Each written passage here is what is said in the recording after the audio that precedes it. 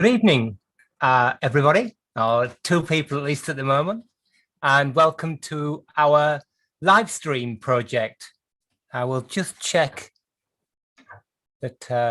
Good evening, yeah, everybody, or two people at least at the moment. Sounds working okay. It's been a busy week, as always, here on at How to Repair Pendulum Clocks. If you are new here, extra special welcome. Just move that across so I can see myself. Extra special welcome.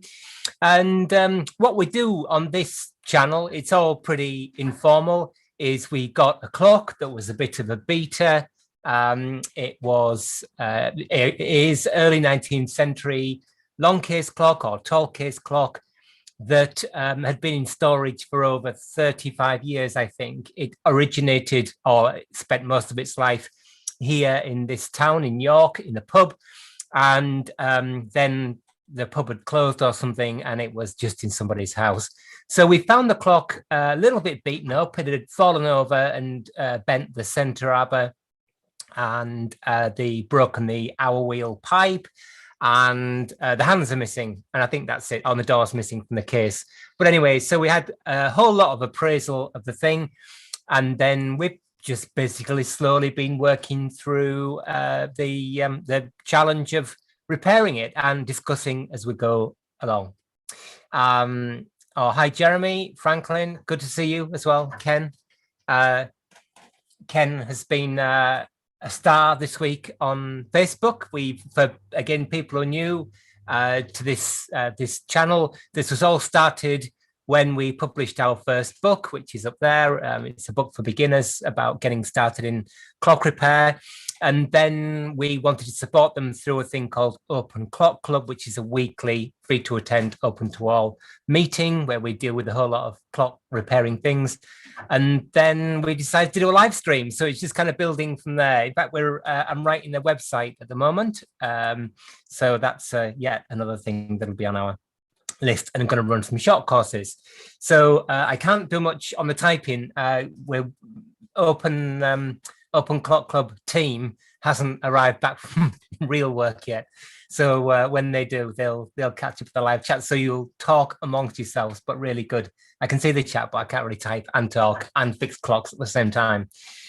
Right, okay. So we've been working our way up the going train. A couple of weeks ago, had a little bit of a kind of mid-project crisis, thinking, is this thing ever going to be finished? It seems to take forever when you are doing it an hour and a half a week, but there you go.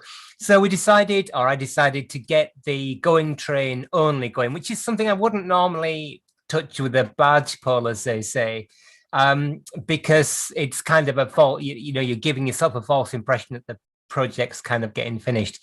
However, in this case, as a bit of a boost, we're going to get the going train up and running. And I think that'll be done by next week.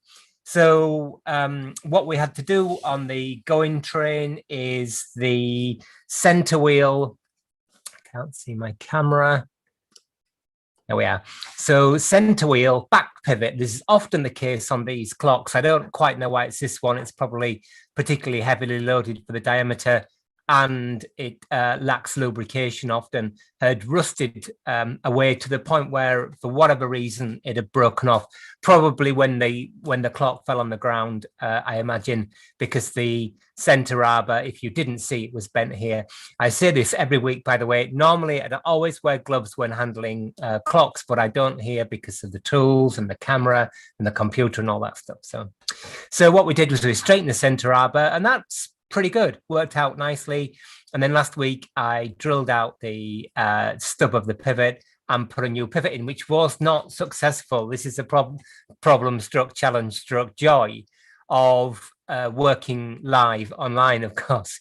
So a couple of days ago I had some more pivoting work to do, including a French clock pivot, which is quite small compared to this. So I remade the pivot. And there was a question about whether you glue them in or not. And kind of traditionally, I think it's not necessary. If the pivot is a good enough fit and you can drill deep enough, should be okay. However, I did kind of think belt and braces I would use some Loctite 2701. It was already, I felt, a good fit. But I used some of this stuff here, 2701. So this is a relatively low viscosity, high strength adhesive.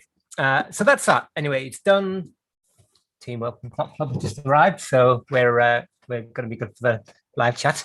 I remember actually the far more interesting part of these sessions is the live chat that goes on. Actually, we can get that off, can't we? If you're new here, we made this new rack spring again a couple of weeks ago, and we don't need it there anymore. So, also a pair of pliers, and get that off. Just held on with a taper pin at the moment. That's how it's going to be held on. I'll cut the taper pin down a bit later on, but you can see it was really tight in there, so super happy with that. Other things that I'm just thinking ahead past next week. It'll be cool to get the clock ticking next week, but with quite a lot to do. Gathering pallets, kind of like a big thing on the horizon, because both the gathering arbor is broken through and the gathering pallet is split as well, so we'll be soldering that. We're going to do some soldering tonight. We've done some soft soldering on this clock a couple of weeks ago. In fact, let's get that rack stood out as well. Using the now infamous, very tight, brass-lined parallel action pliers, which are one of my favorite new tools. So get that out. And before we look at the escapement, which is where we're heading up the train, let's just have one last check of the train, make sure we're happy with everything there. So when I repivoted last week, you've got this, again, if you're new to this, you need this kind of side shake, what they call side shake. So the problem with the French clock that I worked on is it had been rebushed, probably, in my view, unnecessarily. However, I presume whoever done it had introduced some end shake into the arbor, but what they'd done is they'd not what we call uprighted it. So although it could wiggle about, it couldn't actually go past the perpendicular point. So when the other plate was put on, it snapped off the pivot. So uprighting is really important. Now this bearing's already been bushed at some point, and I did have to take a tiny bit of material. I could have turned the pivot down obviously a little bit more, but I took a tiny bit of material out there to maintain that pivot diameter, because we agreed we'd go for, I think, something between 1.4 or 1.5 millimeters. During the week on Facebook, in fact, it was maybe yesterday, I photographed, I wanted to make the point that although I'd polished that pivot up, or finished it, maybe not polished isn't quite the right word, I am not doing that to the existing pivots. I photographed the pivots, put them on Facebook, so if you want to see what they're like. And I was kind of quite surprised. I think maybe people didn't want the fight. But there was one guy who asked about, is that a good job not polishing the pivots? So we had a bit of a discussion, all really friendly and positive, which is how we want to keep it. And I think the answer is that if you polish the pivots, then it's a form of accelerated wear, and it changes the center distance. And if the wheels, like these probably are a little bit on the edge of their pitch circle diameters, then that increases. There's more friction before the line of centers and more friction altogether. So I'm not going to polish the pivots. But what I am going to do is get a sectional weight, so some kind of weight that I can keep adding mass to, and see what the clock will run on, and then see what it runs on its so-called original weight. And because I think it'll run fine. So let's, if there's any questions, by the way, now we've got some, the actual team at this end, then please ask questions. So all I'm going to do now is I'm just going to double check that our train's fine, that we're okay for bushing, then we can put that to one side and move on.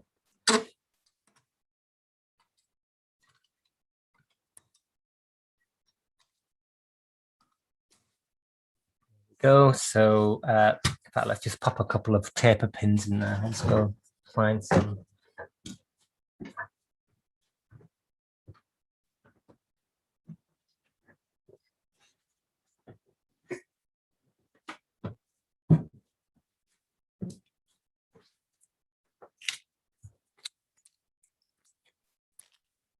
Hold the frame together.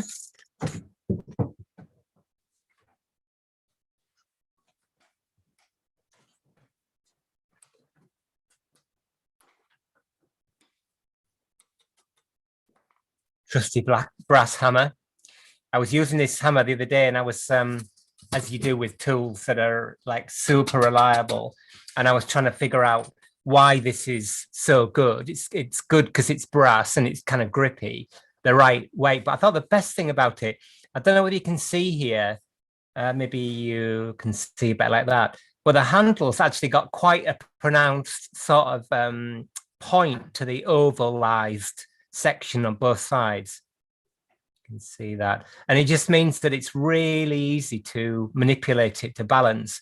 If you've got one of those, or you're going to buy a small hammer like this, I would try get this kind rather than the kind with a round section handle. What I found with the ones with the round section handle is that when you go to hammer, they tend to want to rotate. I don't know whether you think the same. So there we are. So I will frames together, and just zoom out a bit if we can. We're a bit tight there.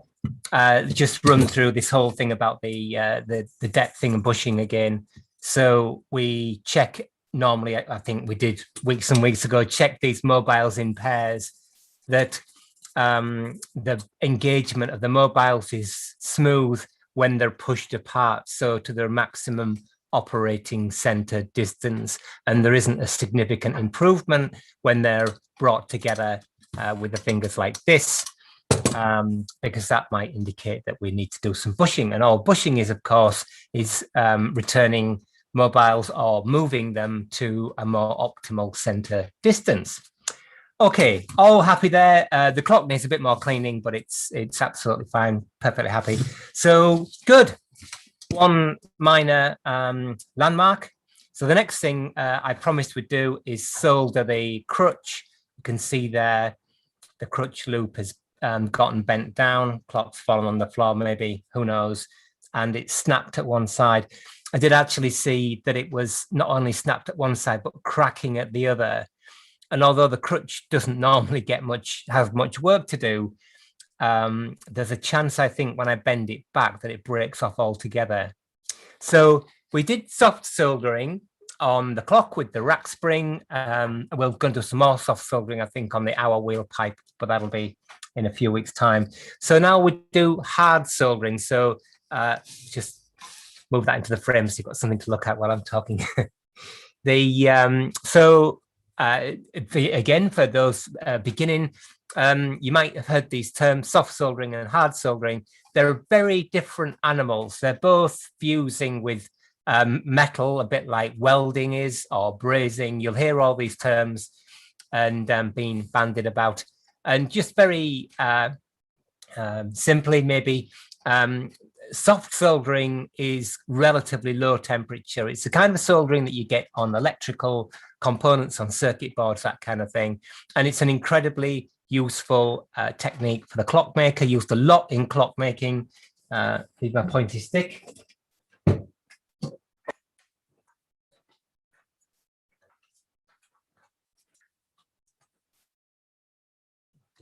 Not a very good pointy stick, but anyway, the collets here on this kind of clock are soft soldered onto the arbor before they're turned concentric, for instance. So soft soldering is relatively low temperature and traditionally done with lead as a soldering medium, but nowadays more increasingly with lead-free, so tin-based solders.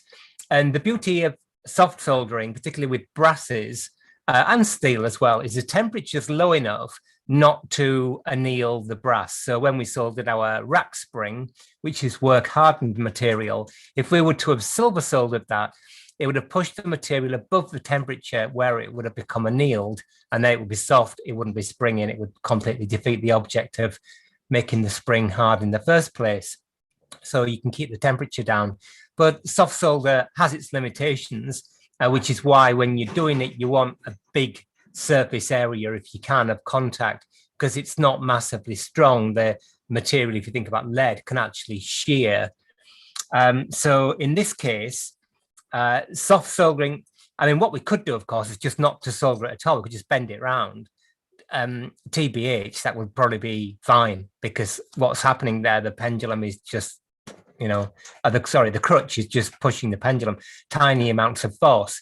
So actually probably doesn't even need soldering. However, I think it's because this is a whole learning thing. It's just a useful exercise. So let's have a go and see if it works. So hard soldering, or silver soldering as it's sometimes called, is very much like brazing. Brazing is soldering with brass. And as the name suggests, silver soldering is soldering with a solder medium that contains typically quite a lot of solder. I think it's, depending on the hardness of the solder, about 50-60% or something. Somebody no doubt will put me right in the live chat. But it's much higher temperature. So when you're soldering steel or iron or whatever, in this case, you need to get that material up to actually sort of a dull glow before the solder will run properly. So your material that you're soldering must be able to resist heat. Now, in this case, we don't have any spring or anything, so we're okay with that, with this iron loop. There are always other ways of doing it. We could think about gluing on another bit of material. We could also think about soft soldering it, but that's just not going to give us any added strength. I think if we were faced with soft soldering, I just would do nothing and straighten it up and leave it as it is. I think there's a question in the wings. From Derek. Yeah. Wouldn't it be beneficial to use heat to straighten the crutch? Yeah, might do. Yeah, we could do. I just normally whack it, but we can try, putting a bit of gas on it as we heat it up just to prevent it from breaking. Yeah, good idea. I don't normally do that, but I see a lot of people suggesting it to bend things. And certainly if you've got something like that's wrought, like a bell stand or something, then definitely heat that. And of course, we all know about wrought iron and how it becomes very plastic when it's raised in temperature. So silver soldering is the stuff that's used by silversmiths. And if you get into silver soldering, there's one other thing to kind of know, and that is there are different hardnesses of solder, which is slightly confusing name, because what it means is different melting temperatures. Put very simply, if you imagine you're making a teapot that's got a spout, a handle, and 4 feet on it, or 3 feet on it, if you have solder that all melts at the same temperature or thereabouts, if you solder one thing on, then there's another thing there to it, it'll fall off. So you start soldering with the hardest solder and then get softer and softer and softer. Now, for us, I always use the softest hard solder I can find. Sorry, it sounds so confusing. Which is sold under a brand Easy Flow, and there's a flux to go with that. Now, I'm not going to use Easy Flow flux. I probably would if I was, I'd thought it through a bit more, but I'm going to use a traditional silversmithing type borax cone. Now, you do have to be very careful with any solder.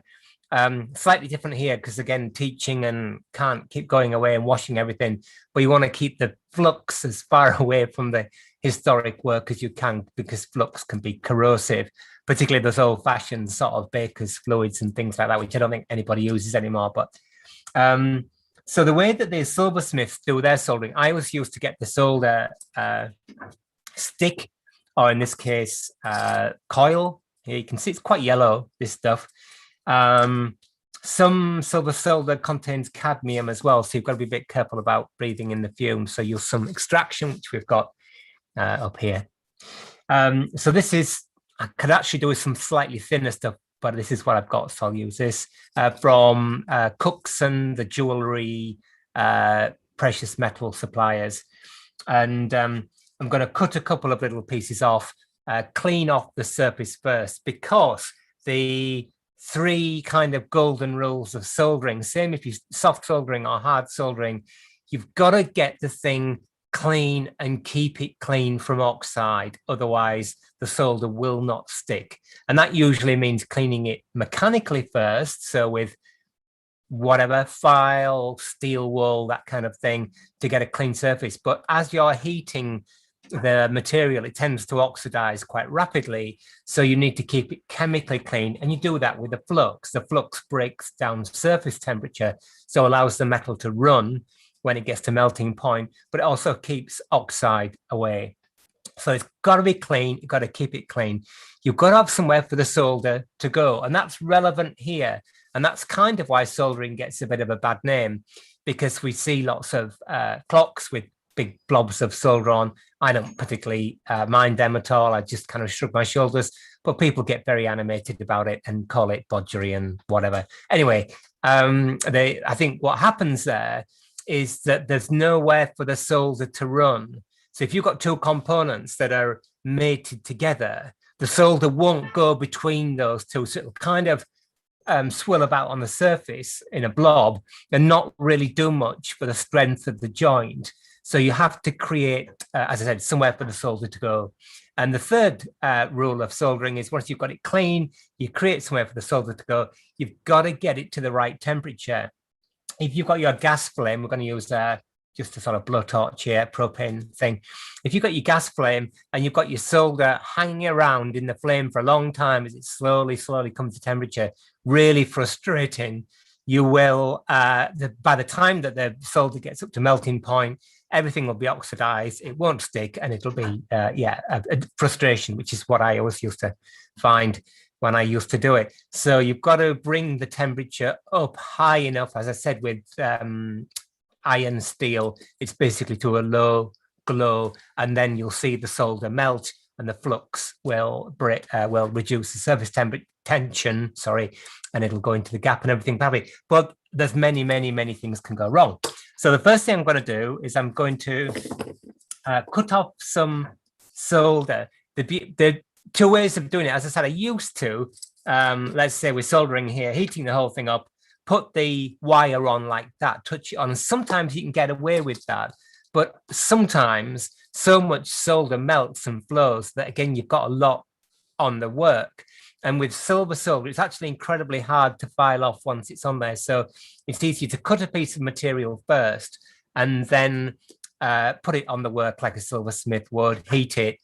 You've got to be a bit careful because the little pieces of silver solder tend to fall off when the water in the flux boils. But anyway, we can, it'll go wrong. Anyway, that's fine. And then we'll do it again.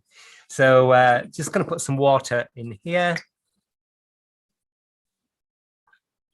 Gonna need a little bit like that. And oh yeah, I was going to move the camera to the side, wasn't I? Sorry, I always forget.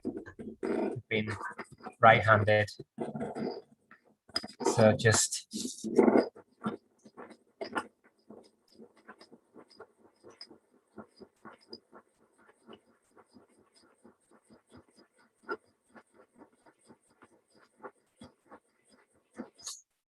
make up some flux there. You can buy powder, you can buy a product actually called Argotect, ARGO-TECT, I think, again from Cookson's.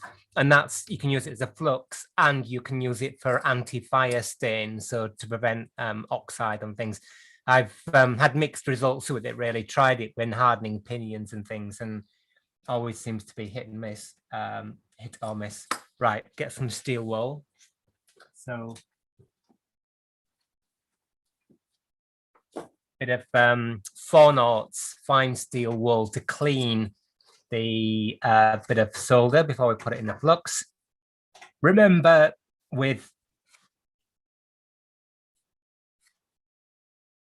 so we're getting the solder clean before we get the joint clean as well. You can see what a difference that's made. So as always with steel wool, make sure you dispose of it responsibly because it can really be a fire. It is a fire hazard. Oh gosh, I've got an avalanche of stuff here. So put it inside a metal container because it can set on fire. Right, we're just going to cut off some little bits of solder. I might do them with cutters. would normally maybe use a scalpel, but I think they'll ping everywhere. I can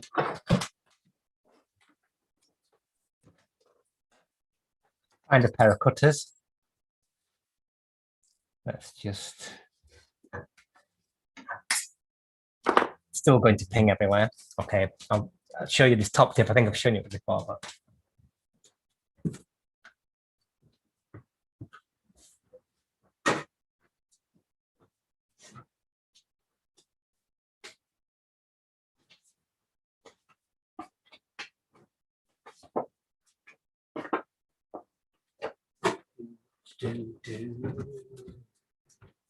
so if you want to cut solder, soft solder hard, so get yourself a mini grip bag, a zip bag, put some solder in there, then you can cut it up inside and it doesn't fly away. You can cut 3 or 4 pieces off normally and they all end up shooting all over the place. So do that. And then we should be able to chop it up.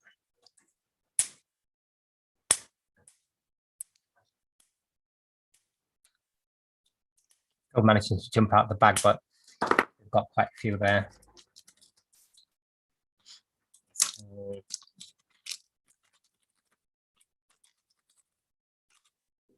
Pieces of different sizes, get a pair of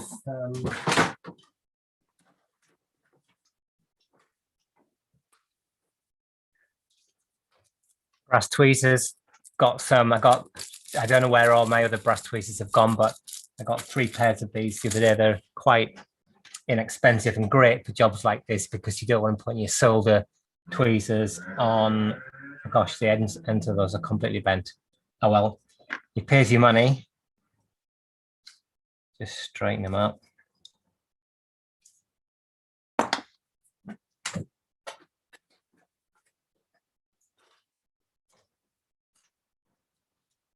I think when they're new, the tips are quite soft, but again, they get work hardened as you use them, and also you can file them, of course. That's better. Right. So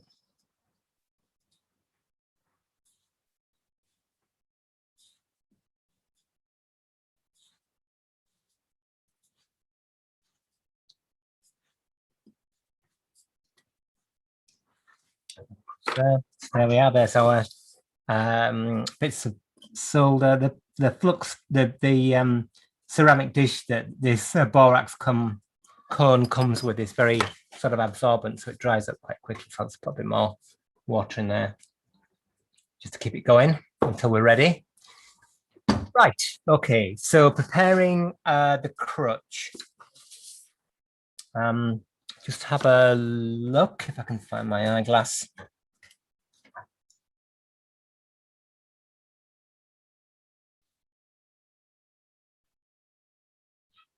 Yeah, I do wonder whether it's actually been sort of almost welded or something before. It looks quite rough. Anyway, let's before I put these ends together here, I need to get in there with scalpel probably and scrape away some of the rust.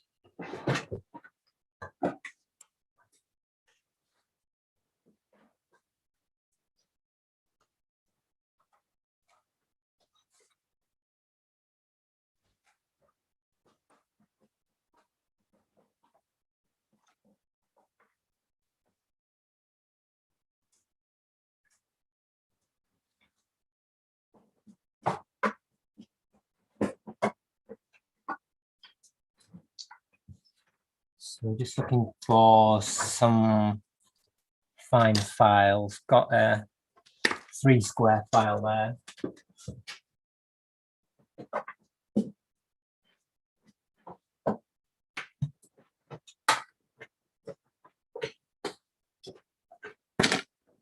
The eternal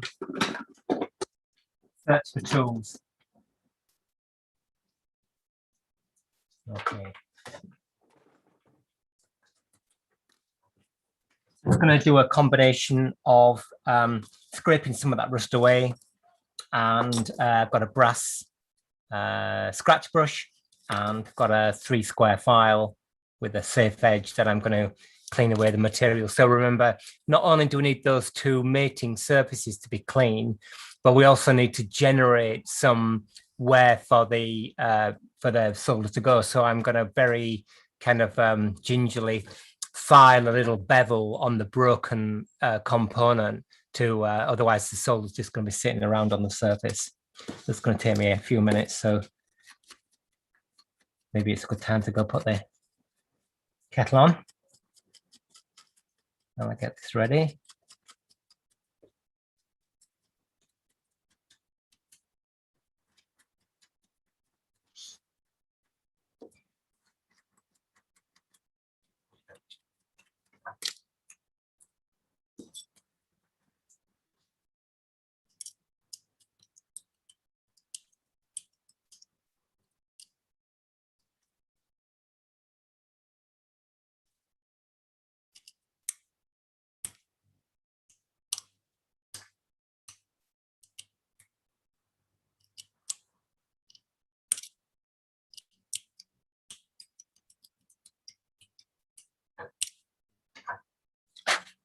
Yeah, so soldering is really kind of like 80% in the preparation.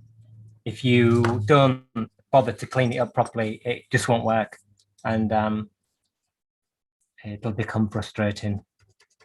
Which I guess is why people end up, and I totally understand. I remember I was once trying to make a sundial many years ago, and I don't know, for whatever reason, nobody would either tell me, or they didn't know, or couldn't be bothered, the kind of secret of soldering.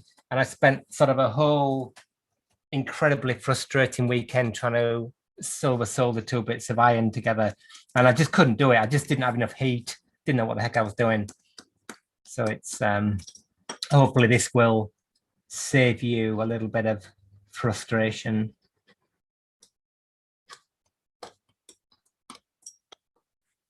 Just going round and filing that little sort of bevel on the corner.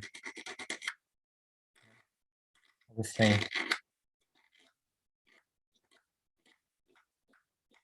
always reluctant to remove material, which is why I think if I left it open, broken, it would receive criticism. Not that normally bothers me, but if we can solder it and it solders neatly, that'll be nice, and that'll be stronger. Just a case of doing it without filing away too much.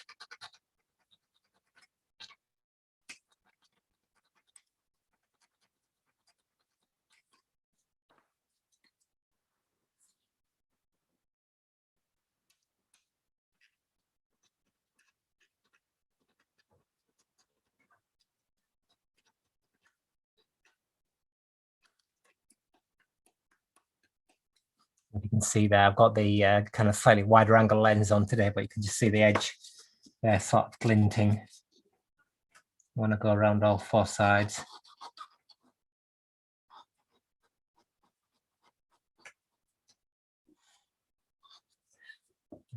Underneath.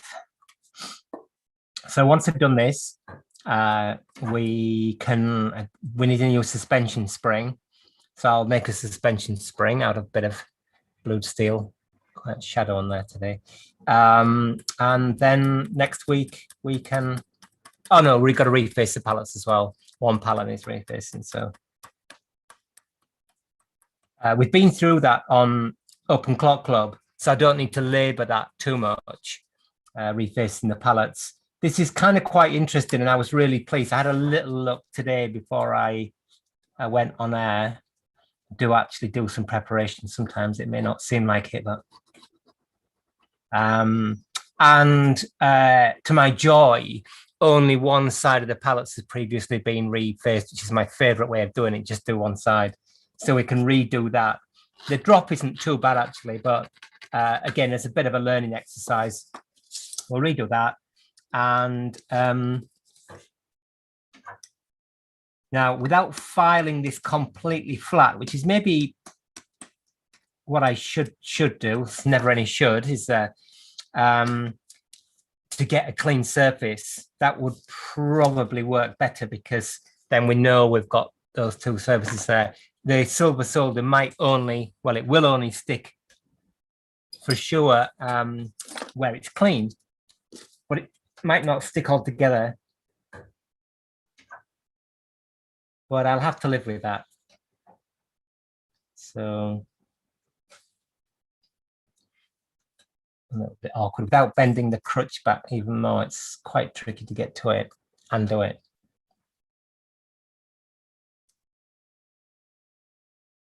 So people can see.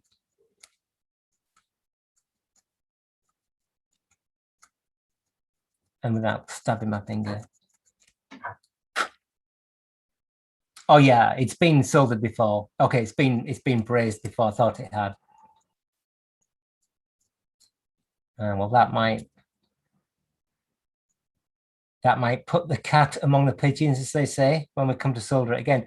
Oh, I think it's been brazed, and brazing, which is soldering with brass, is hotter than silver soldering, so it'll be interesting to see how it goes. But yeah, I thought it had. I didn't know whether it had been welded or something. There's some braze on there, so it's not the first time this has been repaired. So what might happen on the other side, of course, when I solder it, I just realizes it might just drop off altogether. In which case, if it does, then that will be nothing new for our live stream, and we'll have to go to plan B, whatever plan B is. And I haven't even thought about it yet. Right.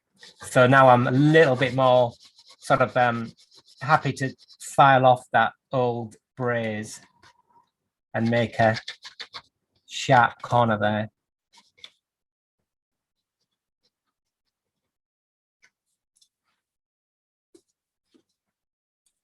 Looks like I'm making a bit of a meal of this, but it's just such a lot easier to do it once and it work well than it is to get solder and flux everywhere and then have to start filing it off and doing it again.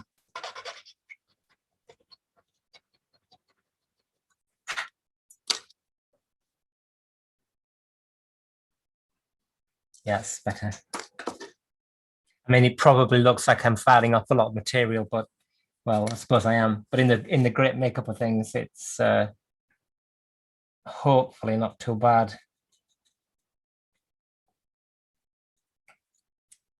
Basically, if we can get a good, strong solder joint here, it's going to last, well, it'll last until it gets broken again, but it should be kind of as strong as the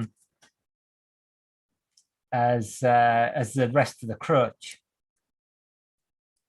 If you are thinking about, if you haven't done silver soldering before and you're thinking about the strength of this, how strong is it? If you think about bike frames in the old days, when they used to be made out of steel, good quality bike frames were silver soldered together, so it's incredibly strong if done well. But like any soldering or welding or brazing, if it's not done well, it's not strong.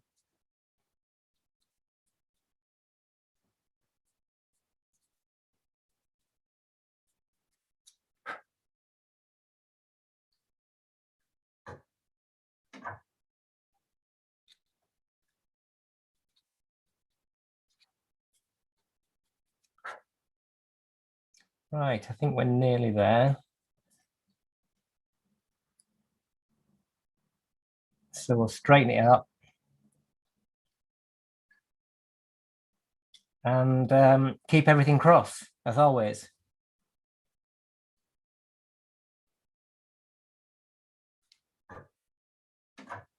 Yep, I think we are good to go.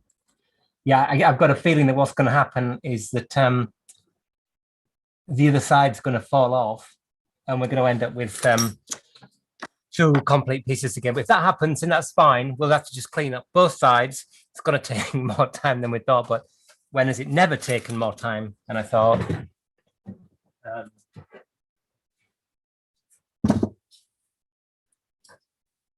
So, yeah. Could you show a close-up of the bevel before you solder it? It's the bit you just filed. It's a bit tricky on this camera because I haven't got my macro lens on today. Got there is, So I can see what you've done. see if that, is that going to focus? Come on, animal. Probably not going to focus there. You can see that. See the little bevel there, sort of glinting? It's not very good on this. I'll do a drawing of it, which is slightly fanciful.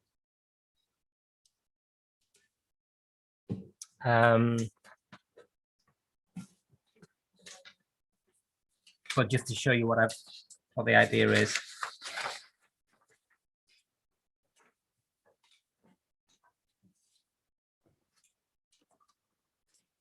So we had, what did we have? Let me remind myself. Okay, so we've got the crutch coming down here, and then it goes off like that, something like that, and it's broken here. So there was drawing it neater than it actually is. And then the crutch loop comes around here, and then the other side is the same. So square section like that. So what I did was, ideally, I mean, I've done it, I mean, maybe slightly quickly, but to bevel here, here, here, here, here, and down there like that. So I've taken those angles off. If you imagine this in plan, you know, looking straight down on it, let's just say we've got one piece of material here, a piece of material here. Drawing's a bit small. If you just join these together like this and then solder it, obviously the solder's just going to hang around on the surface like this, not particularly doing a brilliant job like hanging around at the bus stop. So what we do is like this, cut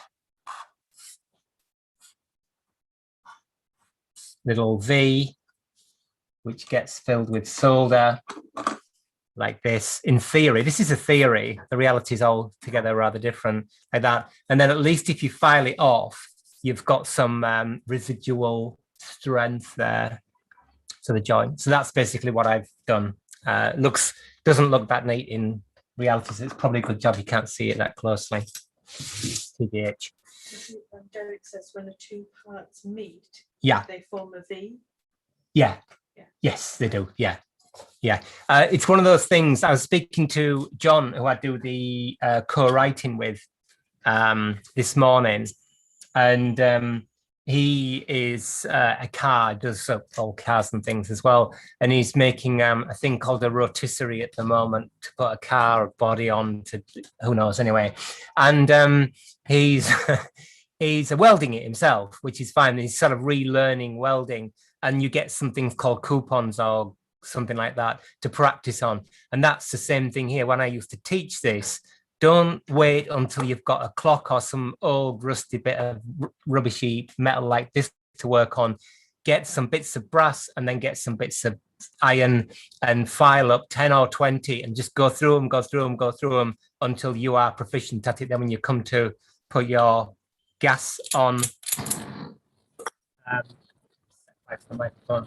when you come to put your gas on and your solder on, you can just do it and it works. Save yourself 20 years of right. I'm just going to go look for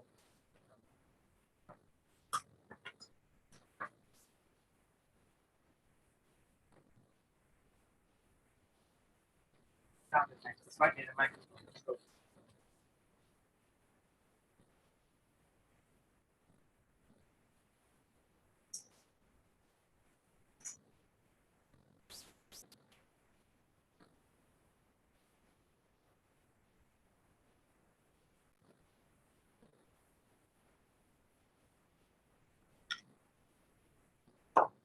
Just the rawhide hammer.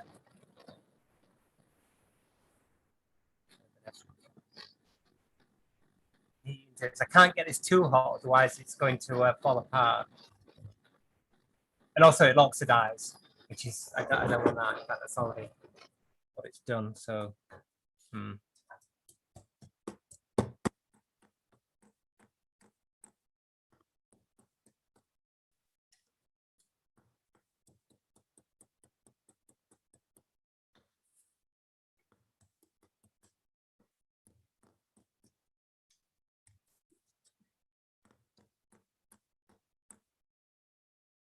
well, not fallen apart yet. So, let's get a pair of flat nose pliers and straighten it up a little bit more. I can.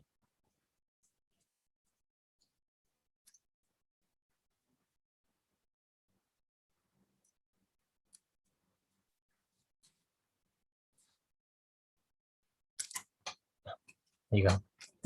Broken on the joint of the brace. Right, so we've got two joints to repair now. It's the same thing. It's like with the pivot. It's this live action is full of woe, but also full of learning as well. Let's just get rid of the anvil. Right, well, at least I can get to it to clean it up better now, or easier. So a bit more filing, but we're nearly there. A bit more steel wool. So I think looking at that, neither side was particularly strong. No, the same, gosh, it's sorry, you can't really see, but it's exactly what I've just said. This was brazed last time, but without doing this prep. And so there's no solder in the joint at all. It's completely just a flat piece of material with a kind of blob on the outside. So it was never going to be strong, and it's broken. So there we are. So a little bit more filing, I'm afraid. And then we've got to think of a way of holding it while we're soldering, which is always a challenge as well. Usually kind of pinning it down onto a board is the way.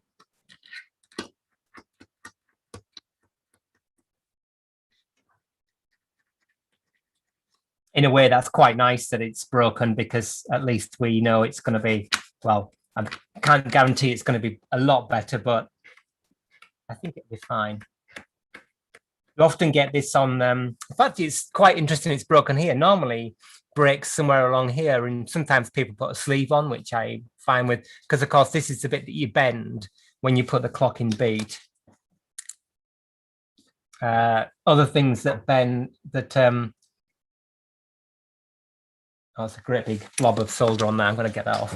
The other thing that breaks, of course, is the bell standard and hammer shank, where people bend it to move the distance between the hammer, the hammer and the bell.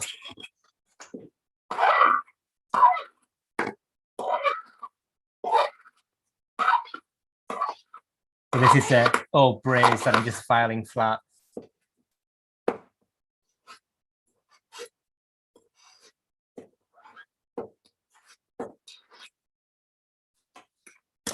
Round file now.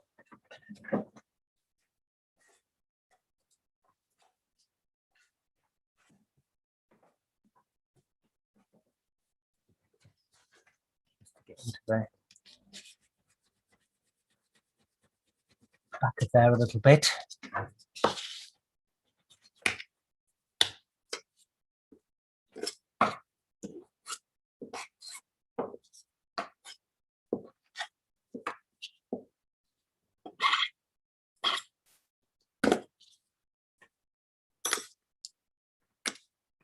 You may well think or say, why don't you do it like this in the first place, instead of trying these kind of approaches that I try, which seem to waste time?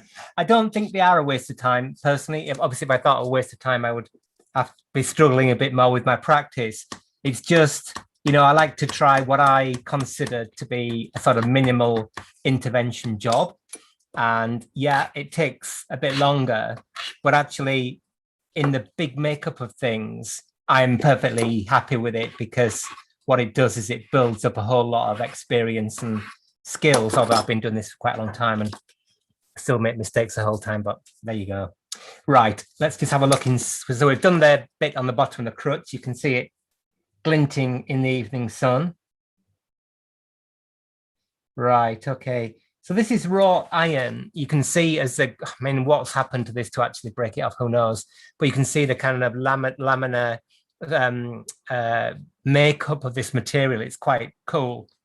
Raw iron doesn't always solder that well, because it's often got a lot of carbon in it, sort of that's in isolation, and it won't solder. That won't solder at all.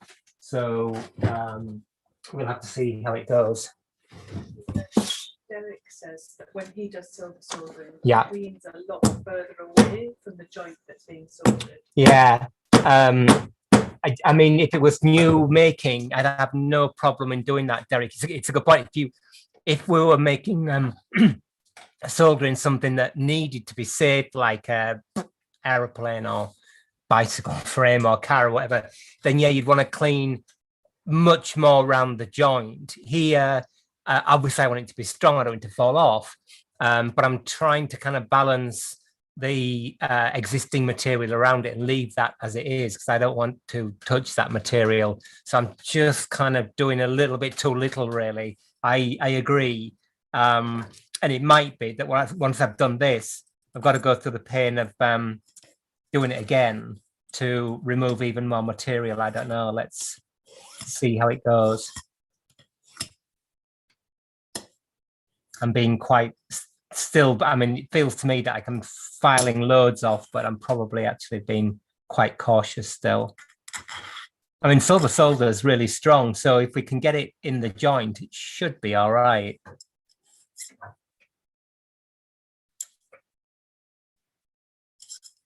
Right, we're nearly there. At least we know that it's, yeah, it's gotten, that surface is perfectly kind of clean now, and that one is too. So I think we're good to go. Right, so our challenge now, it was kind of relatively easy before, because of course it was held on one side. Our challenge now, it goes that way around, is how we're going to hold it together. At least we can close up the loop to kind of make it a bit springy. But you can see now, I don't know if you can see in the light there, that this side's been really hot at one point. It's all gone blue. But yeah, we can close up the loop. Let's get our trusty flat nose pliers to make it spring on itself. Now, that's probably not going to guarantee it sticks together when we come to solder it, because what will happen is the heat will make it all expand. So I think I have to pin it down anyway. So that's going to be another bit of fun. And of course, what we also have got to be mindful of now we're taking it off is that the pendulum top block still fits through the gap. So let's just put it on there like that. So it's sprung in place. Because if it doesn't, I'm going to have to solder it with a gap because I don't want to start filing the top block down. So let's go find the top block, which might be a challenge.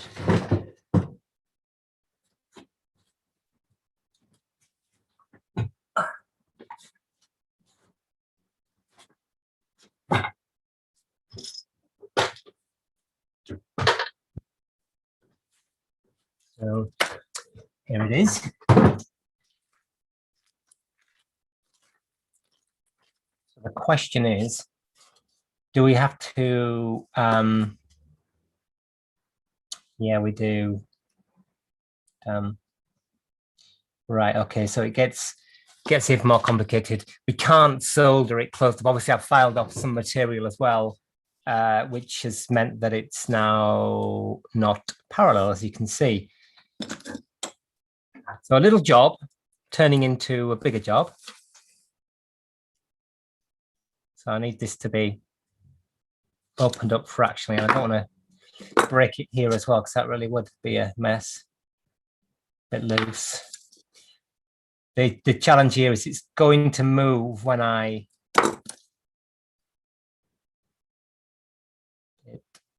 that's okay, actually, that's about right. I don't mind scraping off a little bit of rust, but I don't want it to be sloppy either. So we're gonna, I think the best way to do it is to put it on the right way up, is to have it like that. And, or we could have it like that and pin it down. Let's just have a look at our bit more water in there because it's drying up. It's taking so long.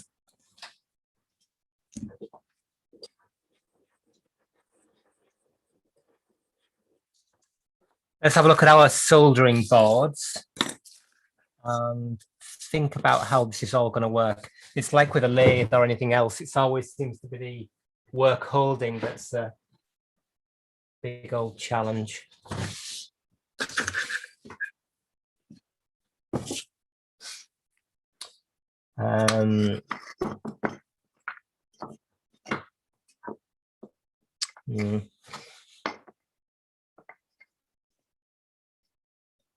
Nearly, but not quite conveniently tall enough.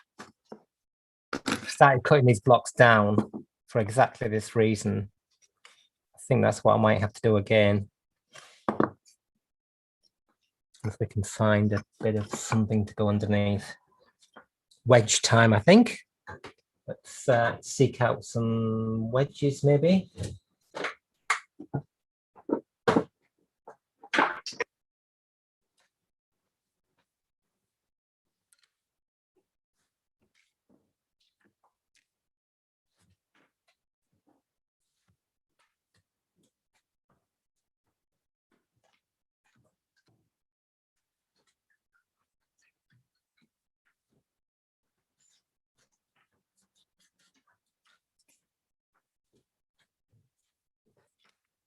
If these are high enough.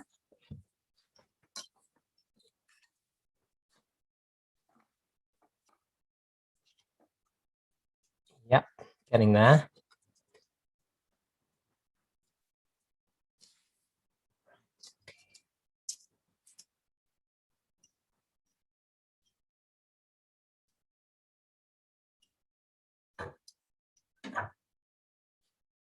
Eric says, how about a small clamp to hold it to the block? Yeah, that would be a good idea. What I might do is to pin it. Just get some taper pins. Yeah. Says, this is where a third hand tool would be. Oh, yeah, it would.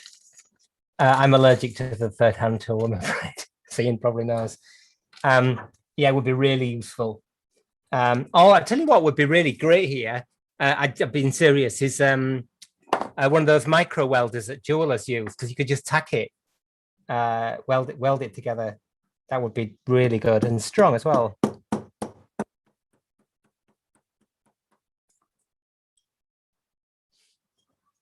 I don't want too much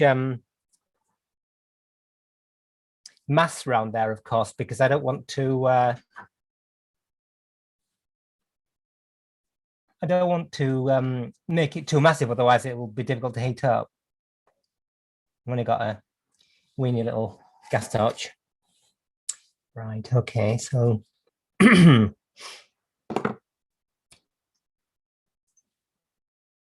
actually a clamp down here would be a really good idea. I think the chance of me finding, might be able to do engineer's tool clamp is too hidden away to look for it, so I'll have to work with what I've got. Nice idea though.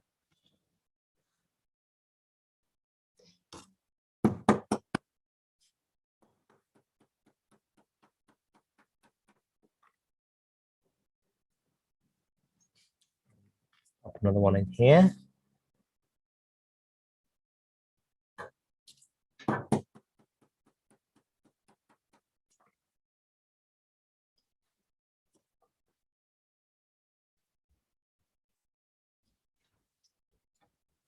those pins are actually opening the thing up a bit.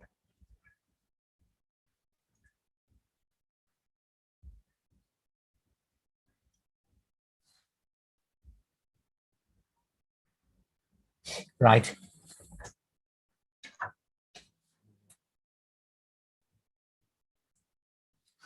Just want to be a little bit higher.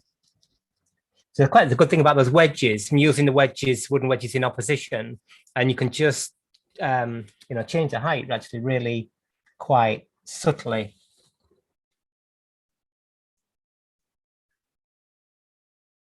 There is something else going on, and that is the fact that the naughty little pallet arbor is in the wrong place.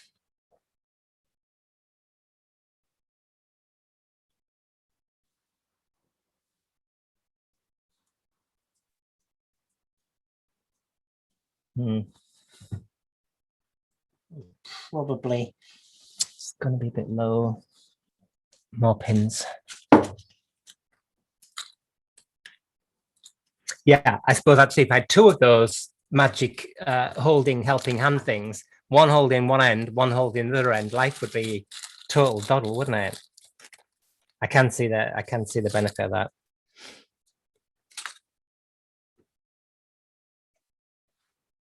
Again, when did I ever make my life easy?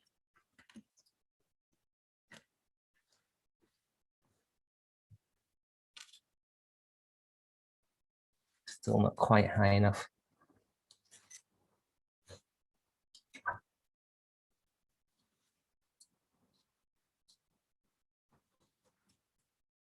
Right, getting there, getting there, getting there. Now, because there's quite a gap, of course, what I'm going to be slightly worried about is the solder not joining the gap, not bridging the gap.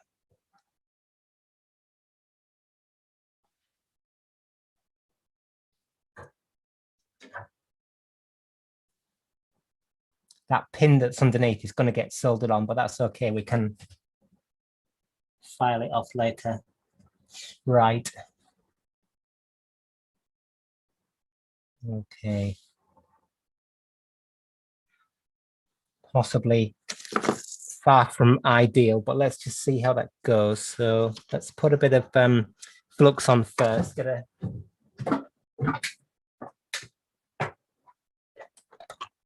flux brush, natural hair flux brush. These are really inexpensive and they're so useful for a gabillion jobs around the workshop and home.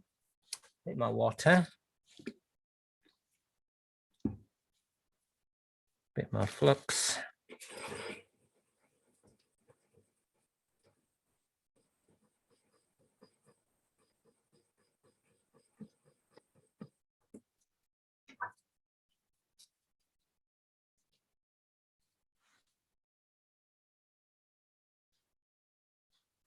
Doesn't matter, the flux will stick it to the block, but that's okay. The block will just break away and we can file it off later. Put an extra pin in the gap to help the lift. Yeah, I could. I'm going to put quite big flux going everywhere, quite big blobs of solder on and then file it off. I've sort of resigned myself now to it being slightly less than neat.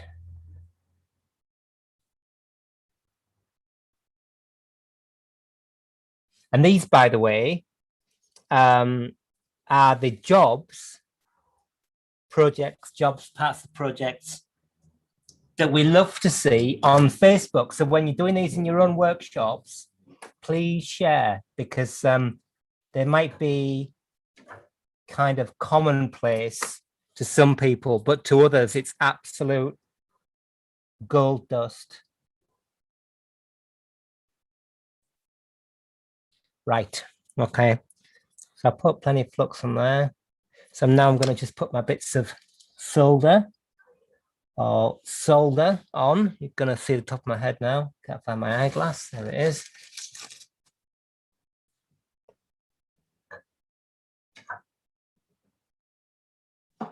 One.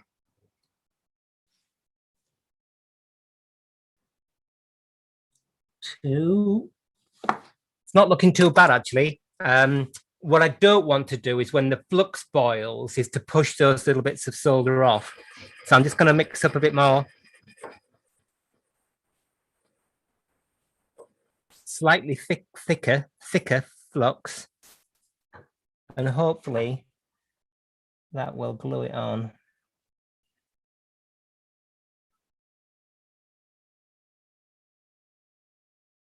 Probably actually just knock those off. Let's just check they're still in place.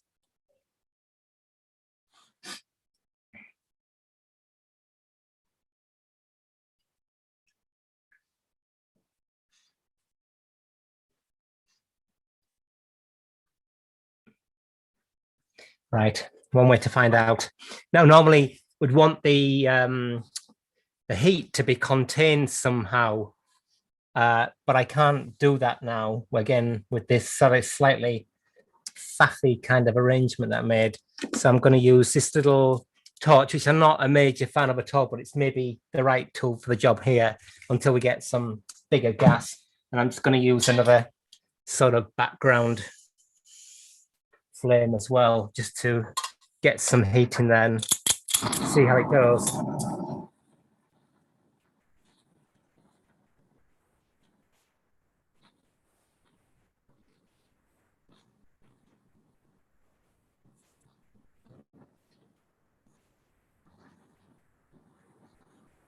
So it's going to heat gently. I don't know if you can hear what I'm saying. Heat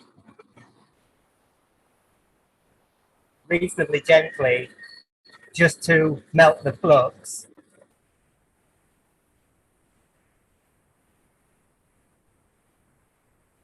Drive the water off, and then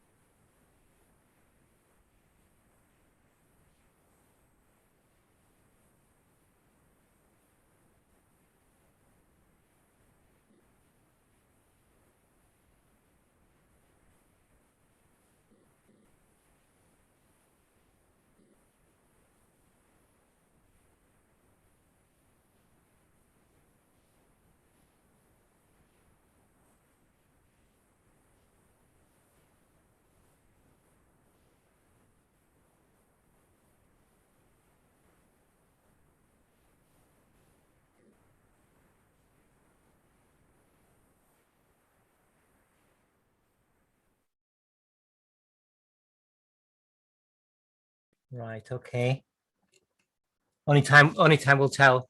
Didn't really have enough heat there. You want a better flame to get in. Once the flux is, once the water's been driven off the flux and it's stopped boiling and pushing the solder off, there's no point in hanging around and get in there with more heat. You don't want to burn the whole thing, but that was probably took twice as long as it could have done, which means that the whole thing around it's going black, which isn't big deal, but again, it kind of all I'm interested in. So let's just have a look.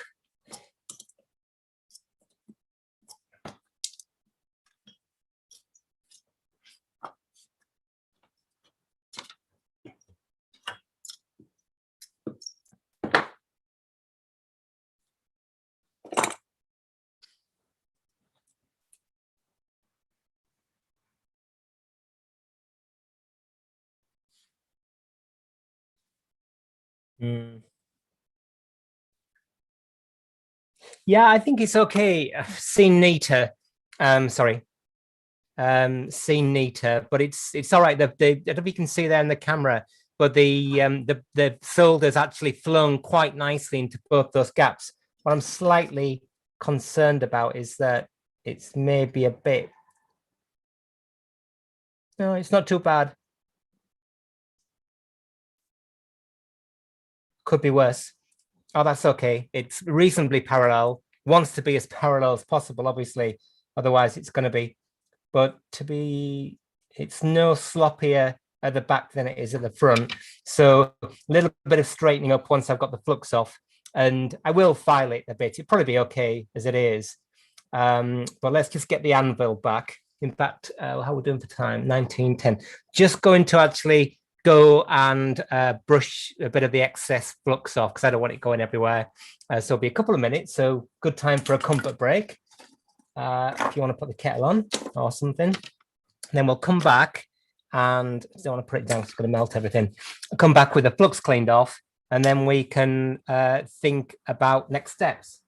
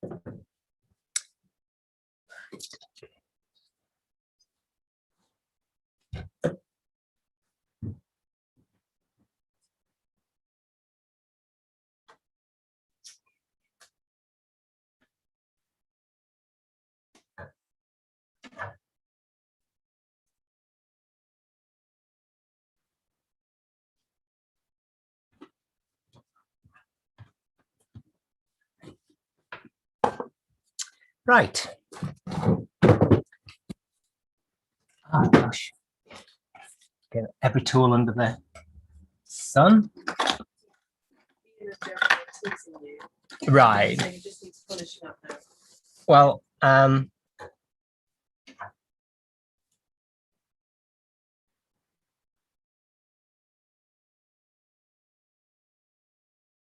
yeah, I mean, it's actually all right.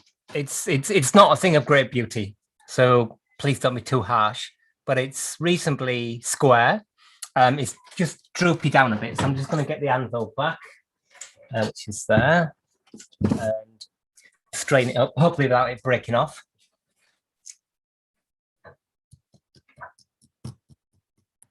It's strong now. The silver solder is strong.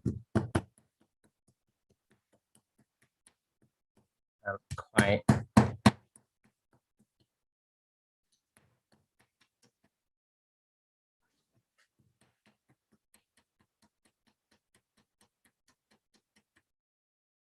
really get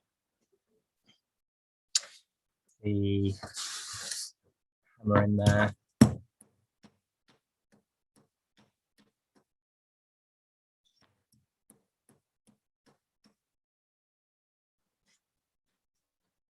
Good. I think that's the result, actually. Quite pleased. As always, it's sort of these things are a bit sort of leery when they get going. So we've got a bit of heat affected stuff on there and a little bit of extra. So remember, this had solder on in the first place. So I won't do it all now, but I'm just gonna got a file with a nice safe edge, not with a safe edge even. Just start to take some of the excess off. But of course, I've got to be mindful not to go onto too much.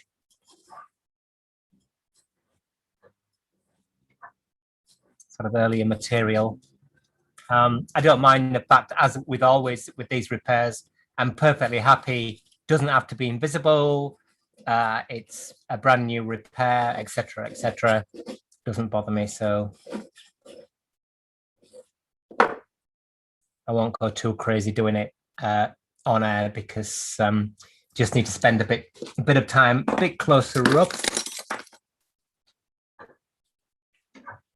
File in the back there. I mean, this is actually, because it's got quite a lot of discoloration on it, if you had a wheel, buffing wheel thing, not a Dremel, but you know, a bench jeweler's wheel with a very soft steel brush on it, you know, those they use on jewelry. I kind of wouldn't mind putting it on there to get some of this black off. I wouldn't think that's too bad. Probably when you get the Solvol Auto Sol on it though, like the Mark II Jag bumpers, then it would probably be a bit much for my taste. Anyway, I won't faff with this too much, but I'm just kind of reveling in the fact that it actually worked, and it seems quite strong, but it is strong. Good. Because I just started to clean it up now, but I'll finish that during the week. And so it's importantly, it's reasonably square, it's squared that way, it's reasonably parallel. So the top block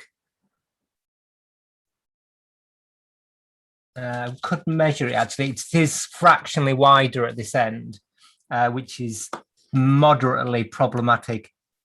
I don't think it's going to be massively a big problem, but anyway. So that's that. Our next job is to sort out this pallet face. So just get rid of some of this junk. So let's just have a quick look at our escapement. See if the camera can overexpose a bit. That's better. Screwdriver under here. This maybe is a job for the other lens next week. I've got a quarter of an hour. That's what we'll make a start.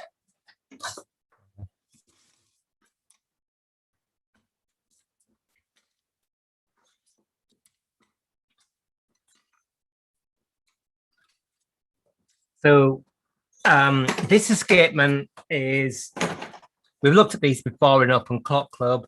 It's a kind of classic, although it's an angular frame, it's a nice shaped frame, but if you ignore the fanciness of the frame, you've got an entry pallet here and you've got an exit pallet face here, and they're basically at 90 degrees to one another. So what that means is that if we can adjust our center distance, we can deal a little bit with external drop, but we can't do anything about internal drop really. That has to be dealt with by the length of the thickness of the exit pallet and length of the entry pallet.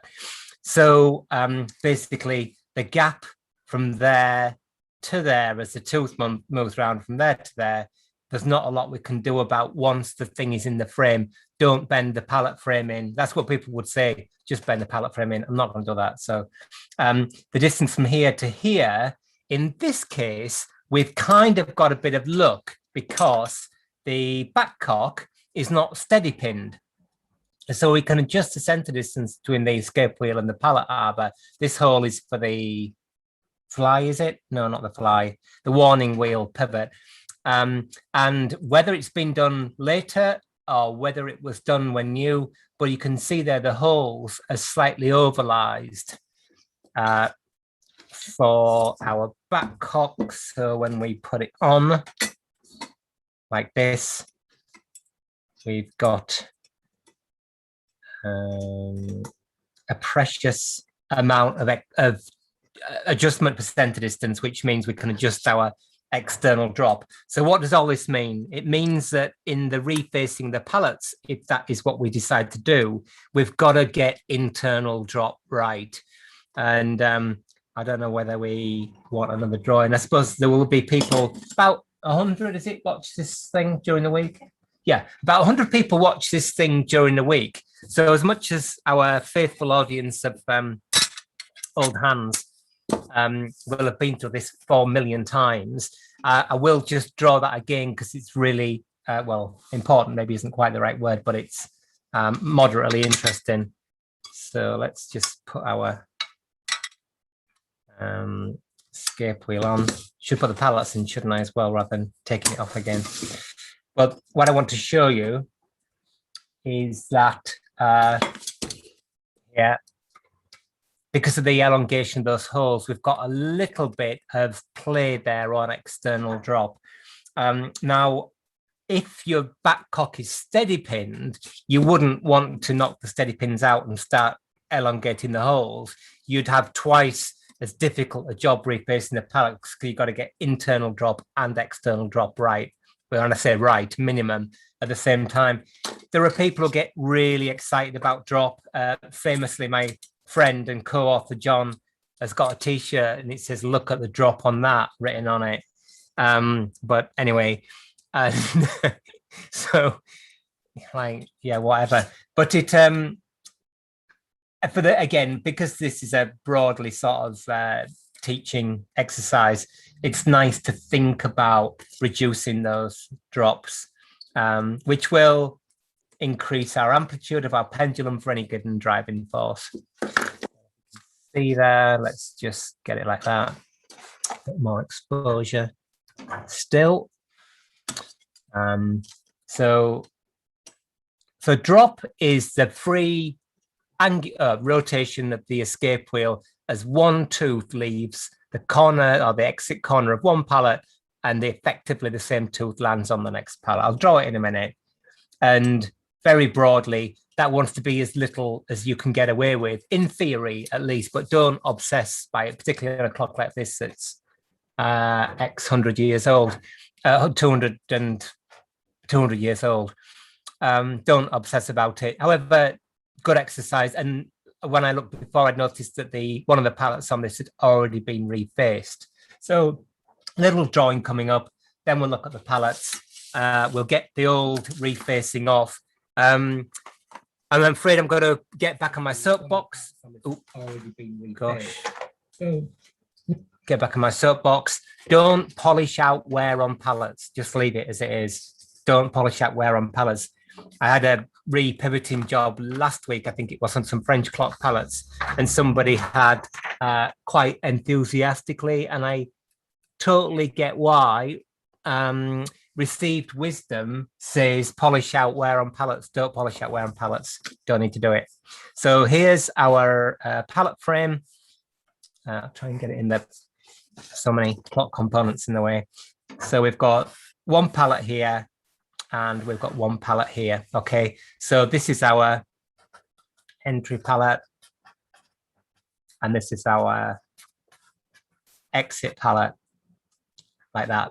Okay, they don't look like pallets yet, but they are, believe me. Here's the axis of the pallet arbor, and pallet arbor, and somewhere down here is the axis of the escape wheel. And to prove that they are pallets, we can draw in the pallet frame. My favorite thing to do, of course, now, like this.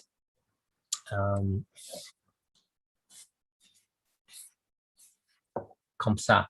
But we're not interested in that. All we're interested in this thing here and this thing here. So refacing pallets, don't polish. If you polish out the so-called, well, this is wear, but the grooves in the pallet faces, then the whole thing just becomes more droppy and you've got to reface more.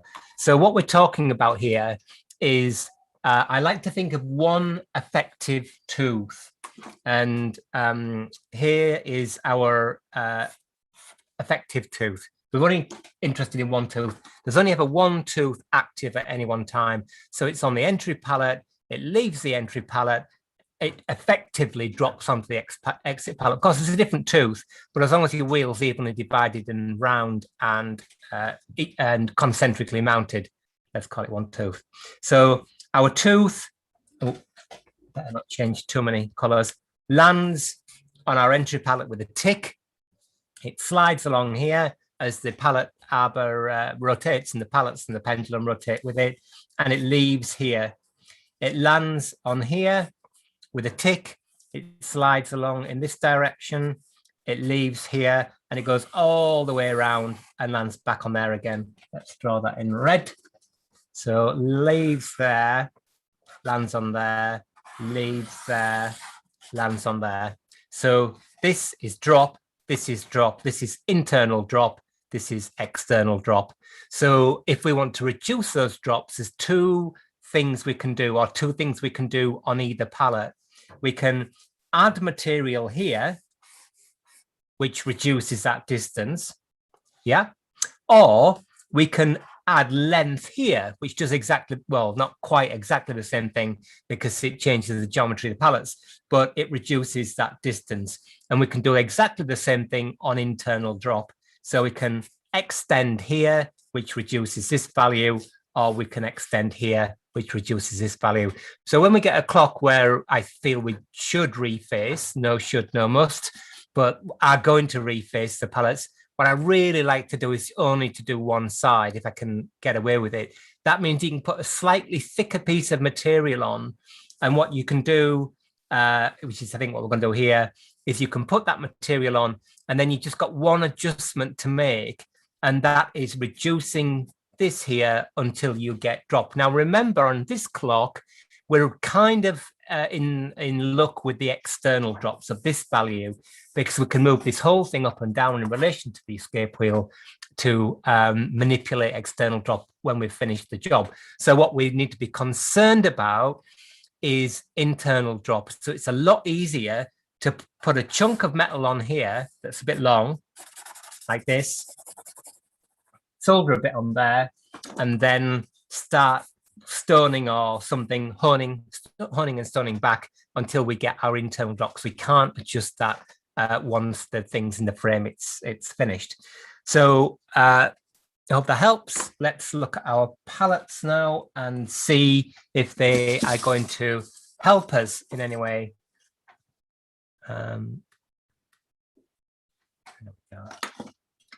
So before I do that, let's just look at that internal drop. So let's see.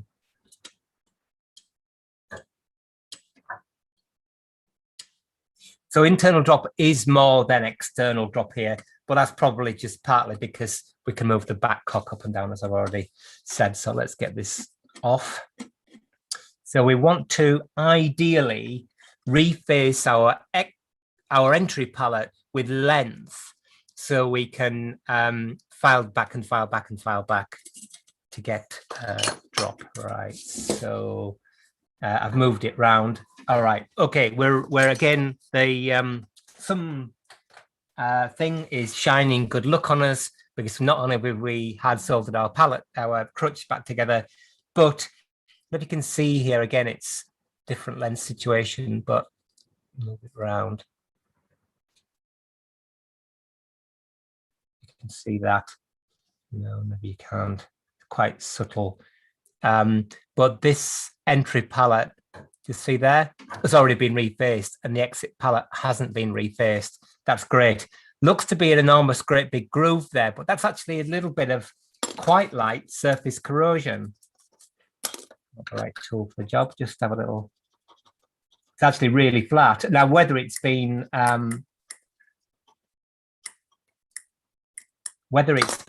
filed back at some point, probably has by the look of it, yeah.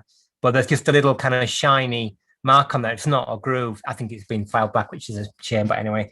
So the good thing is we've already got a piece of metal on here. We're going to take it off, put a new piece on, which is both a little bit thicker, just to make up a bit of that external drop, and quite a bit longer. So we'll have no internal drop. We can file.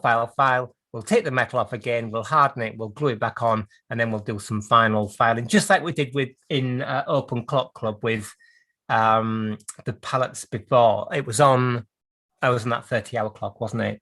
So normally what I do here is take some good photographs, make notes in your daybook, and do that, and make a note of this material here, what I'm going to reface it with. Sometimes you do spring, but in this case, it's kind of a wedge-shaped thing, which I'm going to try and ignore. And I'm going to stick on a bit of gauge plate, so a bit of ground flat stock. This stuff is 1 millimeter thick, so it's quite chunky, but in its annealed state, which is what it is here. So I'm going to stick on, take the old facing off, stick a bit of this on. This piece of material might be a bit long as it is, might have to shorten it somehow, but anyway, we'll cross that bridge when we come to it. And then we can easily file it down, stone it to a decent finish, take it off again, harden it, dead hard, solder it back on again, and then we can adjust our internal drop finally. So that's our little job for next week. So it doesn't look like we will get it ticking next week. It's always the same story, always too optimistic about how quickly these things are gonna take. But anyway, there you go. We've got one job done. Hopefully, to somebody out there somewhere that's useful. I suffered greatly for 20 years not being able to silver solder. So remember, with all soldering, it's got to be clean. You've got to have somewhere for the solder to go to, otherwise it'll just sit on the surface. And as we saw with the previous repair, it's not strong. And you've got to get the thing up to temperature reasonably quickly, otherwise it just all goes black and it's a bit of a disaster. Struggled a little bit with that, but we got there. And using the borax, which is actually quite, well, I guess silversmiths have been using it for hundreds, if not thousands of years. So not a surprise that it works. So anyway, as you can see, nice shot there. The crutch is soldered back together again. Next week, we're going to do yet more on pallets. And it is a little bit repeating, but it's useful because these are the problems that crop up every single day when you've got clocks on the bench to repair. So please, again, don't polish out wear on pallets. It's just not necessary in my experience. It just, like polishing pivots, causes a whole lot more problems. But anyway, on that slightly controversial note, we will say thank you again for people who follow and contribute to the Facebook group. Really appreciated. That group is growing like topsy. We're going to be up to 500 members soon. So it's keeping me up night and day. And but anyway, thank you to everybody who contributes. You know who you are, and it's really appreciated. Hopefully we'll see you on Saturday for Open Clock Club, where we are going to be finally getting that moving back in the case. Kind of lost track of where we're at. And super big thank you to Team Open Clock Club here, our team live stream, who's been typing away and chatting to you people, keeping everybody entertained. So brilliant job. We might not get the clock ticking next week, but it's around the corner. A week on Saturday, just before I go, remember that that's the 19th of June, I think. Usual time for Open Clock Club, but it's our, can't see the poster there, but York Festival of Ideas Open Clock Club for beginners. So it's an extended hour-and-a-half session. So if you know somebody who's ever said, I really, I fancy getting into clock repairing, what's it all about, how much does it cost, what tools do you need, please bring them along then on the Saturday the 19th, because we're going to be talking only to absolute beginners. Anyway, that's all for now. Thanks very much. We'll see you again soon. Bye for now.